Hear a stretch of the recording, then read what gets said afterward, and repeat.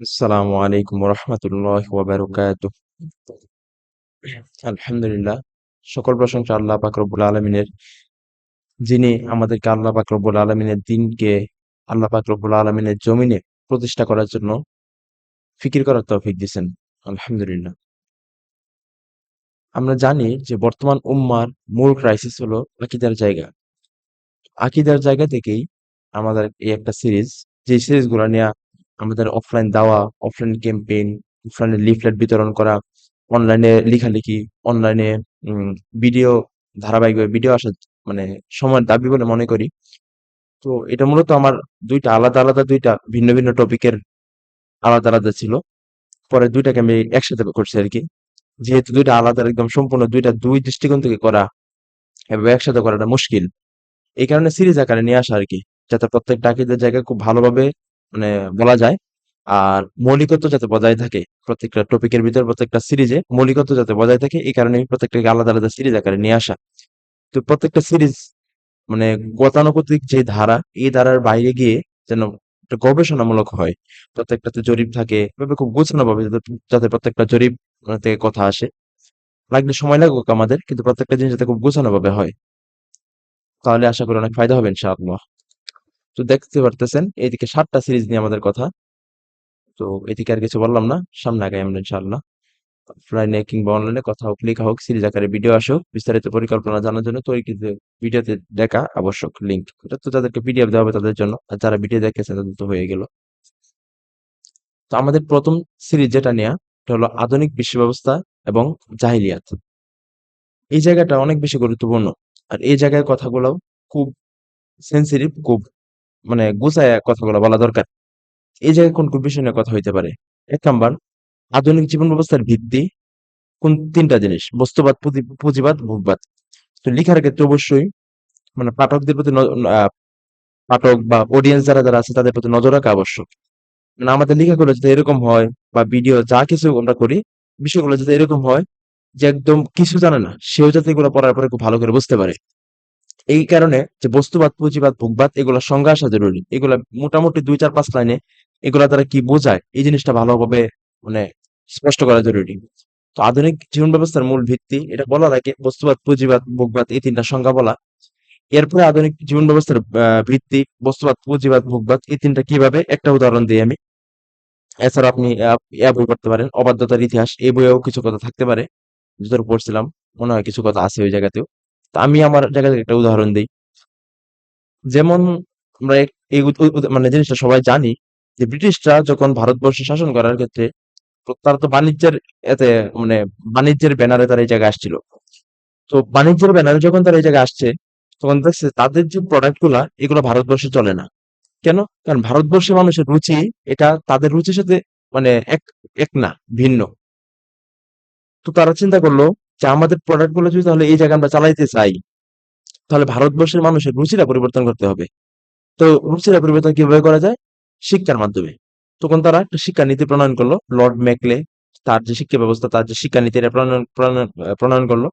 তো এই শিক্ষা ব্যবস্থার উদ্দেশ্য ছিল এটাই যে এর মাধ্যমে এমন একটা প্রজন্ম গড়ে উঠবে, যে প্রজন্ম গায়ের রং এবং রক্তে যদিও বা ভারতীয়, কিন্তু চিন্তা চেতনা, মগজে, মননের সব দিক থেকে সে হবে একজন ইউরোপিয়ান। তো আমরা দেখছি যে এই জিনিসটা কিন্তু তাদের মানে বাস্তবে হয়েছে। তারা এই ক্ষেত্রে অনেকটা সফলকাম বলা যায়। শিক্ষা মানুষের দর্শন নিয়ন্ত্রণ করে। তো মূল কথা আমার যেহেতু এটা না, তো এই ক্ষেত্রে দেখেন আধুনিক জীবন ব্যবস্থার মূল ভিত্তি, এই জীবন ব্যবস্থার একটা অংশ কিন্তু শিক্ষা ব্যবস্থাও।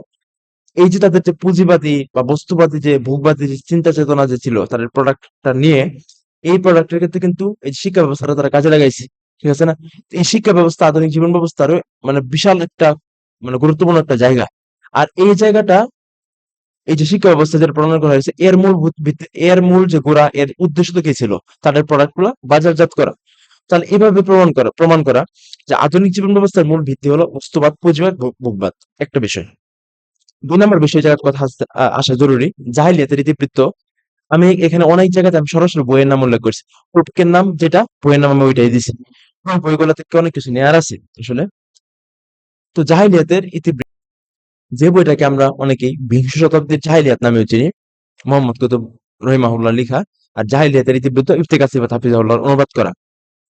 বইটা থেকে এই বইটার একটা সারনির্যাস উপস্থাপন করা। এই বইটার টোটাল একটা সারনির্যাস উপস্থাপন করা, একটু বিস্তারিত হোক, যেহেতু সিরিজ হবে একটু বিস্তারিত হইতে পারে, বা যদি লিফলেট হয় একটু সংক্ষিপ্ত হতে পারে, এটা আপনারা গুছায় নিতে পারেন। টোটাল বইয়ের একটা সারনির্যাস থাকবে, প্রত্যেকটা গুরুত্বপূর্ণ টপিক গুলা খুব সুন্দর করে সাজায় গুছায় এ করবে, করা যেতে পারে। এরপরে আধুনিক জীবন ব্যবস্থায় ব্যক্তি, পরিবার, সমাজ, রাষ্ট্রীয় পর্যায়ে জাহিলিয়াত এবং শুভঙ্করের ফাঁকি, এই জায়গাটা একটু পরে, মানে শুভঙ্করের ফাঁকি, সম অধিকার বনাম ব্যক্তি স্বাধীনতা শিরোনামে ধোঁকা, যে জায়গাটা একটু পরে। তো প্রথমে যে জায়গাটা আধুনিক জীবন ব্যবস্থায় ব্যক্তি, পরিবার, সমাজ ও রাষ্ট্রীয় পর্যায়ে জাহিলিয়াত, এই জায়গাটা বোঝা জরুরি। এই ক্ষেত্রে ব্যক্তি পর্যায়ে জাহিলিয়াত কোনগুলো আছে, যেরকম ধরেন আজকে সমাজের মানুষের যে নীতি নৈতিকতার জায়গা থেকে অধঃপতন, তারপরে আহ ধরুন নানান, মানে মোট কথা নীতি নৈতিক জায়গা থেকে যে অধঃপতনের জায়গা, এই বিষয়গুলাই বিস্তারিত ফুটায় তোলা। ব্যক্তি পর্যায়ে জাহিলিয়াত আমি মূল জিনিসটা মানে বললাম, আপনারা সংযোজন বিয়োজন করে নিতে পারেন। পরিবার পর্যায়ে জাহিলিয়াত কোনটা, এটাও ধরেন। এতে আপনার পরিবারের যে কাঠামোগুলা, এগুলো কিন্তু এখন আধুনিক জীবন ব্যবস্থায় পরিবারের কাঠামোগুলা ভঙ্গুর হয়ে গেছে। আধুনিক জীবন ব্যবস্থায়, আচ্ছা একটা জিনিস মানে বলতে ভুলে গেছি, ব্যক্তি পর্যায়ে জাহিলিয়াত এক্ষেত্রে কিন্তু আপনারা কিছু দিতে পারেন, জরিপ দিতে পারেন। যে আপনার যে বিয়ের আগে, শারীরিক সম্পর্কে জড়ানোর এই একটা জরিপ দিতে পারেন। এরপরে নেশাগ্রস্ত হওয়ার একটা জরিপ দিতে পারেন। এরপরে আপনার বিভিন্ন ক্রাইমে জড়ায় যাওয়ার একটা জরিপ দিতে পারেন। মানে মোট কথা ব্যক্তি পর্যায়ে জাহিলিয়াত বলতে আমি কি বলতেছি জিনিসটা তো আশা করি আপনারা বুঝছেন। এই জায়গাগুলোতে আপনারা জরিপ দিবেন বেশি বেশি করে। পরিবার পর্যায়ে জাহিলিয়াত কোনটা, এটা আপনারা এটা দিতে পারেন যে পরিবারগুলো ভঙ্গুর হয়ে যেতেছে, পরিবার যে কি পরিমাণ ভাঙতেছে, এই একটা জরিপ দিতে পারেন আপনারা, তালাকের বিষয়টা। এছাড়া বিশ্বের যেহেতু আধুনিক জীবন ব্যবস্থার মূল ভিত্তি হিসেবে পশ্চিমা, তো ওই সেক্টর গুলাতে, ওই জায়গাগুলোতে আপনার আহ বিয়েকে মানে নিরুৎসাহিত করা হয়, আবার বিয়ের আগে মেলামেশা ওইটাকে মানে উৎসাহ দেওয়া হয় বেশি। এই জায়গাগুলো আপনারা তুলে ধরতে পারেন। তালাকের যে জিনিস বললামই যে জরিপ হইতে পারে। আবার আবার একই দিক দিয়ে আপনার পারিবারিক যে ছেলে মানে স্বামী স্ত্রী দুইজনে দেখা যায় চাকরি করতেছে, চাকরি করতে যায় রাত্রেবেলা দুইজনে আস্তে আস্তে ক্লান্ত শরীর, মানে আলাদা একজন একজন ঘুমায় পড়তেছে, খাওয়ার কোনো মানে একসাথে খাওয়া নাই, দাওয়া নাই, সারাদিনে কোনো দেখা সাক্ষাৎ নাই। আবার ছেলে পেলে যারা আছে, সন্তান সন্তান বড় হইতেছে, দেখা যায় অনেক সময় কাজের বুয়ার কাছে, ঠিক আছে, বা অন্য কারো কাছে বড় হইতেছে। আবার অনেক হাউস আছে ওই জায়গাগুলোতেও কর্মব্যস্ত পরিবারের যে সন্তানগুলো ওই জায়গাগুলোতে বেড়ে উঠতেছে। এক্ষেত্রে দেখা যায় যে পারিবারিক ভাবে তাদের যে বন্ডিংটা এটা শক্তিশালী হয় না। এই জায়গাগুলা পিতামাতার বৃদ্ধাশ্রমে দিয়ে দিয়েছে, এই জায়গাগুলা আমার টোটাল ফ্যামিলি কাঠামোতে যে জাহিলিয়াত গুলো আছে, এই জিনিসগুলো আপনারা তুলে ধরবেন। এই জায়গা ক্ষেত্রে জরিপ হবে। আমি মূল জায়গাগুলো বলতেছি, এই মুহূর্তে কিন্তু আমার সবকিছু বলা সম্ভব না আসলে, মাথায় আসবেও না, কাজ করতে গেলে অনেক সময় অনেক কিছু মাথায় আসে। তো এই বিষয়গুলোই যে আপনার মোট কথা পারিবারিক পর্যায়ে যে জাহিলিয়াত গুলো আমি যা বুঝাতে চেয়েছি, আশা করি আপনারা বুঝছেন এই বিষয়গুলো আনা। এরপরে সমাজ পর্যায়ে জাহিলিয়াত, তো মানে প্রতিবেশীর বিষয়গুলো আনা, বা সামাজিক পর্যায়ে যে নৈতিক যে অধপতন, এই বিষয়গুলো আনা। সামাজিক পর্যায়ে সামাজিক যে কাঠামোটা এটিতে ভঙ্গুর হয়ে গেছে, মানে পাশের বাসার মানুষের খবর রাখতেছে না। মানে একাকী একটা জীবনযাপন, যে সম্মিলিত সবাই মিলে একটা সমাজ ছিল, এখন মানে এরকম মানুষ একাকী হয়েছে, মানে কুকুর বিড়াল পালতেছে, মানে তার সঙ্গী সাথে আর কেউ নাই, সে কুকুর বিড়াল পালতে লালন পালন করতেছে, তার সঙ্গী সাথে হিসেবে কুকুর বিড়ালটা সে রাখতেছে। এই যে সামাজিক পর্যায়ে যে একটা জাহিলিয়াত, এই বিষয়গুলো তুলে ধরা। রাষ্ট্রীয় পর্যায়ে জাহিলিয়াত আপনারা সবাই জানেন, এই বিষয়ে আপনারা সবাই অবগত আছেন। তো রাষ্ট্রীয় পর্যায়ে জাহিলিয়াত বিষয়গুলো আপনারা করতে পারেন যে মানে কোনো জবাবদিহিতা নাই, রাষ্ট্রের কোনো সেক্টরে কোনো জবাবদিহিতা নাই, মানে জানের নিরাপত্তা নাই, কোনো মালের নিরাপত্তা নাই। একটা নারী ১ কিলোমিটার রাস্তা সে হাঁটতে যাবে, এতটুকু নিশ্চয়তা কেউ দিতে পারে না যে এর মাঝখানে সে ধর্ষিত হয়ে তার ধর্ষণ হবে কিনা। মানে কি মানুষ খুন হইতেছে, কেন খুন হইতেছে, খুনিও জানে না কেন খুন করতেছে। আবার যে খুন হইতেছে সেও জানে না তাকে কেন খুন খুন করা হইতেছে। এই যে একটা রাষ্ট্রীয় পর্যায়ে একটা চরম লেভেলের জাহিলিয়াত, এই বিষয়গুলো আপনারা তুলে ধরবেন। এরপরে আপনারা শুভঙ্করের ফাঁকি, সম অধিকার আহ, ও এবং ব্যক্তি স্বাধীনতা শিরোনামে ধোঁকা, এই জায়গাটাতে আপনারা কি নিয়ে আসতে পারেন। যেমন এই যে নারীবাদ, নারীবাদের যে একটা চলৎ স্লোগান যে নারী অধিকার, এই জায়গাটা আপনারা তুলে ধরবেন। এরপরে নারী অধিকারের মাধ্যমে মানুষ কি হারাইছে, এই বিষয়ে আপনারা তুলে ধরতে পারেন। এই যে বললাম নারী অধিকারের নামে মেয়েদেরকে, বোনদেরকে কি করছে, ঘর থেকে বের করছে, বের করার পরে তারা এখন চাকরি করতেছে, চাকরি করে রাতের বেলা যখন বাসায় যায়, সন্তানের সাথে তার তার বন্ডিংটা ঠিক মতো হয় না, স্বামীর সাথে তার বন্ডিংটা ঠিক মতো হয় না, রাতের বেলা যাচ্ছে দুইজনে মানে ক্লান্ত হইয়া আহ, মানে ক্লান্ত দুজনই ঘুমায় পড়তেছে। মানে মধুময় যে একটা দাম্পত্য জীবন এটা তাদের মধ্যে পাওয়া যায় না। ফ্যামিলির যে কাঠামো গুলো এগুলো ভেঙে যেতেছে, এই বিষয়গুলো তুলে ধরা। এরপরে যেমন ধরো আপনার ট্রান্সজেন্ডার যে ইস্যুটা আছে, এই বিষয়গুলো তুলে ধরা যাইতে পারে। চটকদার স্লোগান দিছে সব মানুষের সমান অধিকার, এই স্লোগানের আলোকে এই যে ট্রান্সজেন্ডার যে বিষয়টা আছে ওই জিনিসটা তারা করছে। যে এই ট্রান্সজেন্ডারের আড়ালে মানুষের যে একটা মানে ভয়াবহ একটা অতীত, সরি ভয়াবহ যে একটা দৃশ্য যেটা মিডিয়া আড়াল করে, যে আহ, তার জেন্ডার পরিবর্তন করার পরে, আহ, তার জেন্ডার পরিবর্তনের পরে আপনার যে হিউজ পরিমাণ একটা মানে কস্ট, একটা খরচ এই জায়গায় লাগতেছে, তারপরে তার সারা জীবন হরমোন নিয়ে বাঁচতে হইতেছে, এই যে টোটাল যে বিষয়গুলো আছে, এটা কিন্তু একটা শুভঙ্করের ফাঁকি, একটা সম অধিকার, ব্যক্তি স্বাধীনতা নামে একটা তারা ধোঁকা দিতেছে। আরেকটা বিষয়, যে আধুনিক জীবন ব্যবস্থার ভিত্তি, মূল ভিত্তি বস্তুবাদ, পুঁজিবাদ, ভোগবাদের ভিতরে কিন্তু এই জিনিসটা ঢুকানো যায়। এই যে আপনারা দেখেন, এই আমাদের ইসলামের বিষয়গুলো কি একদম ফিক্সড, মানে বিধানগুলো একদম ফিক্সড করে দেওয়া আছে। যে বিধানগুলো একদম মানে মূল, কিছু বিধান তো যুগের সাথে পরিবর্তন, পরিবর্তন বলতে কিছু মাসালা আছে যেগুলো এখন আছে, এটা আগে ছিল না, কিন্তু মূল যে বিষয়গুলা, মূলনীতিগুলো কিন্তু ইসলামে আছে। তো আধুনিক জীবন ব্যবস্থার ক্ষেত্রে দেখা যায় কি, তাদের যে তাদের এটা বারবার পরিবর্তন হয়, তাদের সংবিধান যেটা এটা বারবার পরিবর্তন হয়। আজকে থেকে মানে কিছু বছর আগে কিন্তু অনেক দেশে দেখবেন সমকামিতা বৈধ ছিল না, রাষ্ট্রীয়ভাবে বৈধতা ছিল না, ট্রান্সজেন্ডার রাষ্ট্রীয়ভাবে বৈধতা ছিল না। এখন এটা অনেক দেশে বৈধতা হইতেছে, বৈধতা পাইতেছে। আহ, যে সব দেশে বৈধতা পাইতেছে না, ওই সব দেশে ফোর্স করা হইতেছে নানান ভাবে, মানে চটকদার ব্যানারের মাধ্যমে, স্লোগানের মাধ্যমে এই ফেতনাটা ঢুকাই দেওয়ার চেষ্টা করা হইতেছে। এই ক্ষেত্রে কিন্তু একটা মূল ভিত্তিক, যে আপনার বস্তুবাদ, প্রতিবাদ, ভোগবাদী যে একটা এজেন্ডা, এক্ষেত্রে কিন্তু আছে। দেখেন ট্রান্সজেন্ডারের বিষয়টা কি, একটা মানুষের জেন্ডার যখন পরিবর্তন করা হয়, এই যে একটা হিউজ পরিমাণ কস্টিং আছে, এইটাও আপনারা শক্তিবার এই যে আপনার অবাধ্যতার ইতিহাস বইটা পড়লে আপনারা পাবেন যে কি পরিমাণ কস্টিং কস্ট এই জায়গায় আছে। এই বিষয়গুলোর মধ্যে কিন্তু এই জিনিসটা জড়িত। এই জিনিসটা তারা এই ট্রান্সজেন্ডার বিষয়টা যদি তারা সমাজে ছড়াই দিতে পারে, এই সমকামিতা যদি ছড়াই দিতে পারে, তো এগুলো চিকিৎসার জন্য বা জেন্ডার পরিবর্তনের জন্য হিউজ পরিমাণ মানে খরচ করতে হয় মানুষের। এই খরচটা কিন্তু তারা পাইতেছে এই বিষয়টা, ঠিক আছে না? এই ক্ষেত্রে দেখবেন যে তাদের মানে জায়গায় জায়গায় দেখবেন তাদের যে জীবন ব্যবস্থার মূল ভিত্তি এই বস্তুবাদ, পুঁজিবাদ, ভোগবাদী আছে। তো এটা একটু শুভঙ্করের ফাঁকি জিনিসটা বললাম, এটাও আছে। এরপর আপনার আকিদাতুত তাওহীদ, লা ইলাহা ইল্লাল্লাহর যে একদম ব্যাখ্যাটা আছে ওইটা ভালোভাবে করা। তারপর তাওহীদ এবং এর প্রকারভেদ এটাও করা। তো লা ইলাহা ইল্লাল্লাহর ব্যাখ্যাটা আমি পিডিএফটা আমি সংযোজন করে দেব ইনশাআল্লাহ এই জায়গায়। এটা আপনারা দেখে নিতে পারেন। করা আছে। তাওহীদের ক্ষেত্রে তো ভালো, ভালো কিতাব আছে। ওগুলোতে করা হইতে পারে ইনশাআল্লাহ। এরপরে সিরিজ ৩, ইসলাম কি? ইসলাম কি চায়? ১ম এ আসা যে জীবন ব্যবস্থা কি, কাকে বলে? এই সংজ্ঞাটা ভালো করে তুলে ধরা, যে জীবন ব্যবস্থা কি, কাকে বলে। এরপর ইসলাম কি একটা জীবন ব্যবস্থা? কোরআনের আয়াত অনুসারে যে আল্লাহ কোরআনে দিন হিসাবে উল্লেখ করেছেন ইসলামকে, দিন শব্দের অর্থ জীবন ব্যবস্থা, এই বিষয়গুলো করা। এরপরে ইসলাম জীবন ব্যবস্থা কিভাবে, এটা তুলে ধরা ভালো করে। তো ইসলামের ব্যক্তি ব্যবস্থাপনাটা খুব ভালো করে করা যায়। এক্ষেত্রে মানে ইসলাম একটা ব্যক্তিকে, দেখেন জাহিলিয়া এতে ইসলাম গ্রহণের আগে অবস্থা কি ছিল, মানে মদ খাইতো, মানে মদ্যপ ছিল। ইসলাম গ্রহণ করার পরে কিন্তু এই মানুষটাই একদম মানে সোনার মানুষ হয়ে গেছে, একদম খাঁটি মানুষ হয়ে গেছে। কিভাবে হয়েছে? তো এই যে ইসলামের ব্যক্তি ব্যবস্থাপনাগুলো এগুলো তুলে ধরা। যেরকম আল্লাহ রাসূল সাল্লাল্লাহু আলাইহি সাল্লাম মাক্কী জীবনে কি, কি বিষয়ে দাওয়াত দিতেন? তখন কোরআনের যে আয়াতগুলো নাযিল হইতো, কি বিষয়ে নাযিল হইতো? যে তোমরা কে, কোথা থেকে এসেছো, এই টাইপের বিষয়গুলো। আম্মা জান আয়েশা রাদিয়াল্লাহু আনহার হাদিসে আছে যেরকম, যে কোরআনের যখন ১ম যে আয়াতগুলো নাযিল হয়েছিল, এগুলো ছিল মুফাসসাল সূরার মুফাসসাল কিছু আয়াত। কিরকম? যে এগুলোতে জান্নাত জাহান্নামের বর্ণনা থাকতো। তো আম্মাজান পরে বলছেন যে যদি এরকম হইতো, আল্লাহ মানে আল্লাহ যে এই টেকনিক, এই কৌশলের বাইরে গিয়ে যদি আল্লাহ এভাবে বলতেন যে তোমরা মদ খাইও না, তাহলে মানুষ আর বেশি করে মদ খাইতো। যদি বলতো যে তোমরা জেনার ধারে কাছেও যায় না, মানুষ আর বেশি করে জেনা, আর বেশি করে জেনা করতো। তো আল্লাহ এই যে ব্যক্তি ব্যবস্থাপনার ক্ষেত্রে আল্লাহ যে স্ট্যান্ডার্ড, আল্লাহ যেটা করছেন, যে আল্লাহ আয়াত নাযিল করছেন, ইয়া আইয়ুহাল্লাযীনা আমানুত্তাকুল্লাহ, যে হে ঈমানদারগণ তোমরা আল্লাহকে ভয় করো। আবার কোন আয়াতে বলছেন যে হে ঈমানদারগণ তোমরা আল্লাহকে ঠিক সেভাবে ভয় করে যেভাবে ভয় করা উচিত, এবং কেউ মুসলমান না হইয়া কবরে আইসো না। এই টাইপের ভয়ভীতি সংক্রান্ত আয়াত, জান্নাত জাহান্নাম, এই যে টোটাল কনসেপ্টের মাঝখানে মাধ্যমে একটা মানুষের সোনার মানুষ হিসেবে গড়ে তোলা, যেটা বলতেছিলাম মাক্কী জীবনে দাওয়াতের টপিক ছিল কোনগুলো, একে তো এই আয়াতগুলো নাযিল হয়েছিল। জান্নাত জাহান্নামের কথা তখন নবীজি সাল্লাল্লাহু আলাইহি ওয়াসাল্লাম বলতেন, আর লা ইলাহা ইল্লাল্লাহ এই জায়গাটা নিয়ে নবী সাল্লাল্লাহু আলাইহি ওয়াসাল্লাম দাওয়াত দিতেন। এর বাইরে তো তখন দাওয়াতের মানে অনুমতি ছিল না। তো এই বিষয়গুলো নিয়ে দাওয়াত দিতেন। তো এই যে টোটাল যে ব্যক্তি ব্যবস্থাপনা যে কনসেপ্ট, এখানে কিন্তু লা ইলাহা ইল্লাল্লাহর কনসেপ্ট অনেক বেশি জরুরি। এই জিনিসটা নিয়ে মানে কথা অনেক বেশি মানে বলা দরকার। তো লা ইলাহা ইল্লাল্লাহর বিষয়টা হচ্ছে আমাদের কাছে অনেক ব্যাখ্যা করে বোঝাইতে হয়। কিন্তু আরবদের ভাষা যেহেতু আরবি ছিল, তাদেরকে তো আর এত ব্যাখ্যা করে বোঝানোর দরকার পড়ছে না। তারা লা ইলাহা ইল্লাল্লাহ বলতে আল্লাহ কি বুঝাইছে এটা তারা খুব ভালো করে বুঝতে পারছে।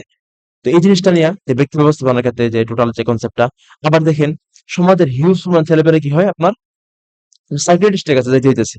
আ আ মানে তারা মানসিকভাবে বিপর্যস্ত, ডিপ্রেশনে পড়ে থাকে। অথচ এর থেকে বড় কঠিন পরীক্ষা কিন্তু সাহাবায়ে কেরাম এর সম্মুখীন হইছে। নবীরা অনেক কঠিন কঠিন পরীক্ষার সম্মুখীন হয়েছেন, তো ওনারা কিন্তু হতাশ হন নাই। এই যে ইসলামের যে হতাশ না হওয়ার কেন্দ্রিক যে কোরআনের যে আয়াতগুলো আছে, আমরা যেটা আয়াতুস সাকিনা মানে বলি অনেক সময়, তো এই যে আয়াতগুলো আছে, প্রশান্তিকর যে আয়াতগুলো আছে, এই আয়াতগুলো কিন্তু ইসলামের ব্যক্তি ব্যবস্থাপনার ক্ষেত্রে বিশাল ভূমিকা রাখে। এই যে টোটাল যে ইসলাম একটা ব্যক্তিকে ব্যক্তি হিসেবে কিভাবে গড়ে তোলে, আল্লাহর ভয়, জান্নাতের কথা, জাহান্নামের কথা, এরপর আপনার এই যে হতাশ যাতে না হয়, লা তাহজান ইন্নাল্লাহা মাআনা, যে তোমরা হতাশ হয়ো না, নিশ্চয়ই আল্লাহ তোমাদের সাথে আছেন। এই যে টোটাল যে কনসেপ্ট, আল্লাহ কিভাবে মানুষের পাশে করতেছেন। তো এই বিষয়গুলো কিন্তু ইসলামের ব্যক্তি ব্যবস্থাপনার অংশ। তো এই ক্ষেত্রে ব্যক্তি ব্যবস্থাপনার ক্ষেত্রে ইসলাম কিভাবে কাজ করে আপনার টোটাল বিষয়টা আরো নিয়ে আসতে পারেন। এটা কিন্তু আমি আগে বললাম যে সিরিজটা কিন্তু গবেষণামূলক সিরিজ। আমি হয়তো বা এতটুকু কথা বললাম কাজ করতে গেলে আরো অনেক কিছু আসে সামনে। তো এই বিষয়গুলো নিয়ে আপনারা আরো ঘাটাঘাটি করেন, আরো পড়াশোনা করেন যে ব্যক্তি ব্যবস্থাপনার ক্ষেত্রে ইসলাম কিভাবে কাজ করে। আমি যা বললাম এ থেকে আরো আপনারা সংযোজন করেন, করে ব্যক্তি ব্যবস্থাপনাটা দিতে পারেন। পরিবার ব্যবস্থাপনার ক্ষেত্রে ইসলাম কিভাবে কাজ করে। আপনার পরিবারে বাবার হোক, মায়ের হোক, সন্তানের হোক, স্ত্রীর হোক, তারপর আপনার দাদার হক, দাদির হক, এই টোটাল যে হকের যে কনসেপ্টটা কিন্তু ইসলামে আছে। পিতামাতার সাথে কিভাবে আচরণ করবে, পিতামাতা সন্তানের সাথে কিভাবে আচরণ করবে, ভাই বোনের সাথে কিভাবে আচরণ করবে, এই টোটাল আচরণ বিধিরাও ইসলামে আছে। আবার পারিবারিক যে সমস্যাগুলো হইতে পারে, একটা আছে যে এই মুহূর্তে সমস্যাগুলো হলো এর সমাধান কি, এর সমাধানও ইসলামে আছে। আবার সামনে সমস্যাটা হইতে পারে, এই সমস্যাটা প্রতিরোধ কিভাবে করবো, এইটাও ইসলামে আছে। মানে একই দিক দিয়া সমস্যাগুলোর প্রতিরোধও আছে ইসলামে, মানে প্রতিরোধ কিভাবে করতে হয় এগুলোও ইসলামে আছে। আবার প্রতিকার কিভাবে করতে হয় এটাও ইসলামে আছে। তো এইভাবে যদি ইসলামের টোটাল পরিবার ব্যবস্থাপনার যে কনসেপ্টটা, এটা খুব ভালো করে নিয়ে আসা সমাজ ব্যবস্থাপনার অংশ। এই ক্ষেত্রে দেখেন, আমি তো ময়মনসিং থাকছি, ওই জায়গা তো ভাড়া থাকছি। তো দেখা গেছে ওই জায়গায় আমার বন্ধু বান্ধব যারা যারা গড়ে উঠছে, শুরু থেকে যেসব বন্ধু বান্ধব হয়েছে, তারা কিভাবে বন্ধু হয়েছে, যে আমি মসজিদে নামাজ পড়তে যেতাম, তো তারা নামাজ পড়তে আসতো, এভাবে পরিচয় হয়েছে। মসজিদে অনেক মুসল্লিদের সাথে পরিচয় হয়েছে, তাদের সাথে আমার কোনো পরিচয় ছিল না, পরিচয় হয়েছে জামাতে নামাজের মাধ্যমে। একটা বিরাট আন্তরিকতার একটা সম্পর্ক তাদের সাথে তৈরি হয়ে গেছে। এটা এই যে দেখেন ইসলাম সমাজ ব্যবস্থাপনা এত সুন্দর যে জামাতের সালাতের মাধ্যমে সমাজে প্রত্যেকটা মানুষ, মানে এরকম তো আমরা শুনছি যে জামাতের সালাতের মধ্যে দেখা যায় যে আহ একজন প্রজার পায়ের আঘাতে যদি রাজার মানে মাথার মুকুটটা যেটা যদি নিচে পড়ে যায়, রাজার কোনো অধিকার নাই এই প্রজাকে কিছু বলবে। এটা তো ইসলামের সমাজ ব্যবস্থাপনা, যে এইভাবে করছে জামাতে সালাতে। একদম মানে অনেক সময় আমরা ছবিতে দেখি যে দারোয়ান নামাজ পড়ে যাচ্ছে, পিছনে অনেক বড় বড় অফিসার নামাজ পড়তেছে। এটা ইসলামের সমাজ ব্যবস্থাপনা, যে জায়গায় কোনো নাই, কোনো ভেদাভেদ নাই। এই জায়গাতে আপনার কোনো ভেদাভেদ নাই, সবার একটা সম্মিলিত মানে ঐক্য আমরা দেখতে পারি সামাজিক ভাবে একটা মানে মানে একটা খুব কি বলবো সমাজ যে এরকম কোনো মানে ভেদাভেদ নাই, সমাজে সবাই মিলেমিশে চলতেছে, এই বিষয়গুলো আছে ইসলামে এই জামাতে সালাতকে কেন্দ্র করে। আবার হাদিসে আছে যে তোমরা যখন তরকারি রান্না করো, তরকারি একটু ঝোল একটু বাড়ায় দিও। কেন? যে তোমার তরকারির ঘ্রাণ যদি পাশে পাশে মানুষের কাছে যায়, এটা তো তার কষ্ট লাগবে, যে তুমি একটু ঝোল বাড়ায় দিও, যাতে তরকারিটা তাকেও তুমি দিতে পারো। এটা ইসলামের সমাজ ব্যবস্থাপনার একটা অংশ। আবার জাকাতের যে বিধান, এটাও ইসলামের সমাজ ব্যবস্থাপনার একটা অংশ। তো এই বিষয়গুলো নিয়ে আসা। আবার রাষ্ট্র ব্যবস্থাপনার ক্ষেত্রে ইসলাম মানে আছে আপনার আইন ব্যবস্থা আছে, শাসন ব্যবস্থা আছে, তারপর অর্থ ব্যবস্থা আছে। এই যে টোটাল ব্যবস্থাপনাগুলো আছে, এই ব্যবস্থাগুলো আপনারা ভালো করে করতে পারেন। তো রাষ্ট্র ব্যবস্থাপনার ক্ষেত্রে আপনারা ইসলামী জীবন ব্যবস্থা একটা কিতাব আছে মুফতি তারিকুজ্জামানের, এই বইটা যদি আপনারা পড়েন তো খুব ভালো করে এই জায়গাগুলো করতে পারবেন। তাহলে এই জায়গাটা আর খুব বেশি গবেষণা দরকার নাই। আর এই ক্ষেত্রে সাহাবায়ে কেরামের বেশি কিছু বিষয় আপনারা নিয়ে আসবেন, রাষ্ট্র ব্যবস্থাপনার ক্ষেত্রে ইসলাম কিভাবে করছে, যে সাহাবায়ে কেরামের জবাবদিহিতার জায়গাগুলো, এই বিষয়গুলো আপনারা খুব ভালো করে নিয়ে আসতে পারেন। ব্যক্তি ব্যবস্থাপনার ক্ষেত্রেও যে জাহিলিয়াতের আগে একজন ব্যক্তির কি অবস্থা ছিল। উমর রাদিয়াল্লাহু আনহু জাহিলিয়াতের আগে মদ খাইতেন। ইসলাম গ্রহণ করার পরে উনি কেউ একজন সোনালী মানুষ হয়ে গেছেন। অন্যান্য আরো যে সাহাবায়ে কেরাম যারা যারা ছিলেন, যে ইসলাম পূর্ব সময়ে জাহিলিয়াতে তারা নিমগ্ন মানে একদম জর্জরিত ছিল। তো ইসলাম গ্রহণ করার পরে তারা কিভাবে সোনার মানুষ হয়ে গেছে, এই বিষয়গুলো তুলে ধরা আনা দরকার। পরিবার ব্যবস্থাপনার ক্ষেত্রেও এই বিষয়গুলো আনতে পারেন, যে ইসলামবিহীন পরিবারের যে কাঠামোটা, এটা আমাদের যে একদম প্রথম যে সিরিজে ছিল, এখান থেকে কিছু কথা আপনারা নিয়ে আসতে পারেন। তারপরে ইসলাম পরবর্তী পরিবার ব্যবস্থাপনার বিষয়গুলো নিয়ে আসা যায়। ইসলাম ছাড়া সমাজ ব্যবস্থাপনা, ওই যে প্রথম সিরিজে যেগুলো, এরকম কিছু মৌলিক কথা এই জায়গায় আনা যেতে পারে। এরপর ইসলাম ভোগের পরে কিভাবে ব্যয় করছে, এগুলো আনা যাইতে পারে। রাষ্ট্র ব্যবস্থাপনার ক্ষেত্রেও একইভাবে, যেহেতু এটা ইসলাম একটা জীবন ব্যবস্থা হিসেবে কিভাবে অ্যাক্ট করে, না আনলেও ক্ষতি নাই। তবে আনলেও ভালো, না আনলেও কোনো ক্ষতি নাই আরকি। মৌলিকত্ব বজায় থাকুক এক্ষেত্রে। ব্যক্তি ব্যবস্থাপনার ক্ষেত্রে এই ক্ষেত্রে নিয়ে আসা জরুরি এটা, যে ইসলাম গ্রহণের পূর্বে তাদের হালত, আবার ইসলাম গ্রহণ করার পরে তাদের হালত। এটা নিয়ে আসা জরুরি। তাহলে ইসলামের ব্যক্তি ব্যবস্থাপনা খুব ভালো করে বোঝা যায়। তো রাষ্ট্র ব্যবস্থাপনার ক্ষেত্রে এভাবেই, যে আ শাসন ব্যবস্থা, আইন ব্যবস্থা যেগুলা বললাম, এগুলা নিয়ে আসা। তারপর আমিরের যে আপনার জবাবদিহিতার জায়গাগুলা, তারপর উমর রাদিয়াল্লাহু আনহুর যে খেলাফতের বিভিন্ন মানে চমৎকার বিভিন্ন ঘটনা, আবু বকর রাদিয়াল্লাহু আনহুর ওই যে ঘটনাগুলা, কেউ খলিফা হইতে চায় না, এখন দেখা যায় যে ক্ষমতার জন্য মানুষের কারাগারি, আর তখন কেউ খলিফা হইতে চাইতো না, এই বিষয়গুলো নিয়ে আসা যেতে পারে রাষ্ট্র ব্যবস্থার ক্ষেত্রে। এই বিষয়গুলো খুব বেশি জরুরি। ইসলাম কি চায়, এটা সিরাতের আলোকে বা কোরআনের আয়াতের আলোকে, হাদিস থেকে নানানভাবে আপনারা নিয়ে আসতে পারেন। মৌলিক যে কথাটা, ইসলাম কি চায়? ইসলাম অধীনস্থ থাকতে চায় না, ইসলাম প্রতিষ্ঠিত থাকতে চায়। ইসলাম শাসন ব্যবস্থায় প্রতিষ্ঠিত থাকতে চায়, রাষ্ট্রীয় ব্যবস্থায়, রাষ্ট্রীয় কাঠামোতে ইসলাম প্রতিষ্ঠিত থাকতে চায়, একদম সহজ কথায় যেটা। এরপরে ইসলাম বনাম অন্যান্য মতবাদ, ইসলাম বনাম জাহিলিয়াত, সরি ইসলাম বনাম জাতীয়তাবাদ, ইসলাম বনাম পুঁজিবাদ, ইসলাম বনাম ধর্মনিরপেক্ষতাবাদ, এই প্রতিটা বিষয় ইসলামী জীবন ব্যবস্থা বইয়ের মধ্যে আছে। এটা নিয়ে আপনারা পড়তে পারেন। পড়ার পরে মোটামুটি একটা মৌলিক একটা কনসেপ্ট আপনারা বুঝে যাবেন এভাবে কিভাবে উপস্থাপন করা যাইতে পারে বিষয়গুলা। এরপরে যদি আপনারা গবেষণামূলক করে আপনারা আরো কিছু সংযোজন বিয়োজন করেন, এটা আপনাদের বিষয়, এটা করা যাইতে পারে ইনশাআল্লাহ। এরপর আপনারা সিরিজ ক্লাসে আসতে পারে ইসলাম ও পাশ্চাত্য সভ্যতার সংঘাত, জাকারিয়া মাসুদের অনুবাদ করা, মোহাম্মদ আসাদ রহিমাউল্লাহ ওনার লিখা কিতাবটা, আহ, যে ইসলাম ও পাশ্চাত্য সভ্যতার সংঘাত, এটা ইসলাম এট দ্য ক্রস রোডস, এই বইয়ের অনুবাদ আর কি মূলত। এই বইটা থেকে এই বইয়ের যে সারনির্দেশটা নিয়ে আসা যেতে পারে। সিরিজ ৬, ইসলাম কি আমাদের সমস্যা সমাধান করতে পারবে, এই টপিকটা। এক্ষেত্রে যে ইসলাম একটা পরিপূর্ণ জীবন ব্যবস্থা, আগে যে এই মোট কথা, আগের যে সিরিজটা ছিল এর থেকে কিছু কথা নিয়ে আসবেন। ইসলাম একটা পরিপূর্ণ জীবন ব্যবস্থা কিভাবে, ইসলাম ফ্যামিলি, মানে ব্যক্তি ব্যবস্থাপনা ক্ষেত্রে ইসলাম কাজ করে এইভাবে এইভাবে, মানে অল্প কথা ২ ৪ ৫ কথায়। পরিবার ব্যবস্থাপনার ক্ষেত্রে ইসলামে এই আছে, এইভাবে এইভাবে কাজ করে। সমাজ ব্যবস্থাপনার ক্ষেত্রে ইসলামে এইভাবে এইভাবে আছে, রাষ্ট্র ব্যবস্থাপনার ক্ষেত্রে এইভাবে আছে, এইভাবে টোটাল একটা মানে জীবন জীবন ব্যবস্থা তো এটাই, যে ব্যক্তি ব্যক্তি পর্যায়ে থেকে একদম শুরু করে রাষ্ট্র পর্যায়ে আমার জীবনের জন্য যা যা দরকার, এই টোটাল যে সিস্টেম যার যার মধ্যে থাকবে, এটা থেকে যে জীবন ব্যবস্থা, এই ক্ষেত্রে ইসলাম প্রত্যেকটা সিস্টেমে ইসলাম আছে। এই কারণে ইসলাম একটা জীবন ব্যবস্থা, এটা নিয়ে আসা যেতে পারে। এরপর স্রষ্টার কারিগরি ও সৃষ্টির ফিতরত। তো এটা একটা উদাহরণ দিয়ে আমি বুঝাই। যেমন ধরেন আমি একটা গাড়ি বানাইলাম, তো এই গাড়িটা পানি দিলে চলে, এই গাড়িটা আপনার পেট্রোল বা ডিজেল দিলে গাড়িটা চলে না। এখন আমি এই গাড়িটার স্রষ্টা, গাড়িটা সৃষ্টি তৈরি করছে আমি, আবিষ্কারক। আর গাড়িটা আমার সৃষ্টি, আবিষ্কার। এক্ষেত্রে গাড়ির যে ফিতরত কি, যে গাড়িটা তেল দিয়ে পানি দিলে চলবে, গাড়ি পেট্রোল ডিজেল আর যাই দিয়ে পেট্রোল টেট্রোল যাই দিয়ে এই গাড়ি চলবে না। তো এই জায়গায় আমি কি করছি, একটা কারিগরি করছি। কারিগরিটাকে এই গাড়ি শুধু এটা দিয়েই চলবে। আর এই যে আবিষ্কার, মানে আমি আবিষ্কার হিসেবে কারিগরি করছি, এই গাড়ি পানি ছাড়া চলবে না। আর গাড়ির ফিতরত কিনা, গাড়ি পানি দিলেই চলবে, গাড়ি ছাড়া পানি চলবে না। আল্লাহ এই জায়গাতে একটা কারিগরি করছে, যে আল্লাহ মানুষকে মানুষ হিসেবে যদি মানুষ বাঁচতে চায়, তার জন্য ইসলামই লাগবে। ইসলাম ছাড়া সে মানুষ হিসেবে বাঁচতে পারবে না। এটা হচ্ছে আপনার যে বিষয়টা, যে স্রষ্টা কারিগরি এবং সৃষ্টির ফিতরত, এটা আপনার আরো হাদিসের আলোকে আরো সুন্দর করে নিয়ে উপস্থাপন করতে পারেন। এরপরে আরেকটা কিতাব আছে আপনার ইসলামের একমাত্র সমাধান, এটা ইফতেখার সিফাত হাফিজাহুল্লাহ ওনার অনুবাদ করা, রোয়ামা পাবলিকেশনস এর। এটা মোহাম্মদ কুতুব রহিমাহুল্লাহ লিখা, ইসলামের একমাত্র সমাধান। এই বইটা আপনারা পড়তে পারেন, এই বইয়ের একটা নির্দেশ আসতে পারেন ইনশাআল্লাহ। সিরিজ সাথে মুসলমানদের পতনে বিশ্ব কি হারালো, ইসলাম প্রতিষ্ঠা কেন প্রয়োজন। এই ক্ষেত্রেও আপনার সাইদ আবুল হাসান আলী নদীর একটা বিখ্যাত, খুবই বিখ্যাত একটা কিতাব, যে মুসলমানদের পতনে বিশ্ব কি হারালো বা বিশ্বের কি কি ক্ষতি হলো, যে নামে থাকুক। তো এই বিষয়গুলো নিয়ে আসা, এই বইয়ের একটা সারনির্যাস নিয়ে আসা। এরপরে সমস্যাকে ব্যক্তিগত নাকি বৈশ্বিক, যে সমস্যা যদি এরকম হয় যে ব্যক্তিগত সমস্যা হয়, তাহলে ব্যক্তির সমাধান করলে তো সমস্যার সমাধান হয়ে যাচ্ছে। সমস্যা কিন্তু একটু বৈশ্বিক সমস্যা, এটা ব্যক্তিগত সমস্যা না। যে আমি সমস্যা, আমার সমাধান হয়ে গেলে পুরা মানে পুরা সিস্টেম সমাধান হয়ে যাবে পুরো সমস্যাটা। সমস্যাটা যেহেতু বৈশ্বিক সমস্যা, তার ব্যক্তির ভিতরে ইসলাম প্রতিষ্ঠা করার মাধ্যমে এটা সমাধান হবে না। টোটাল বিশ্বের মধ্যে ইসলাম থাকতে হবে। ঠিক আছে? এখন সকল মুসলমান, এই একটা বিষয়। তারপর অমুসলিমদের সংখ্যা, সারা বিশ্বে অমুসলিমদের সংখ্যা বেশি। যেহেতু অমুসলিমদের সংখ্যা বেশি, তাই একটা বিষয়, তো অমুসলিমরা তো ইসলাম চাইবে না, এটাই স্বাভাবিক। আবার মুসলিম যারা যারা আছে, সব মুসলমানদের ভিতরে ইসলাম প্রতিষ্ঠা করা সম্ভব না। ঠিক আছে? যে মানে এক প্রথম বিষয় হচ্ছে সমস্যাটা ব্যক্তিগত না, সমস্যাটা হচ্ছে বৈশ্বিক সমস্যা।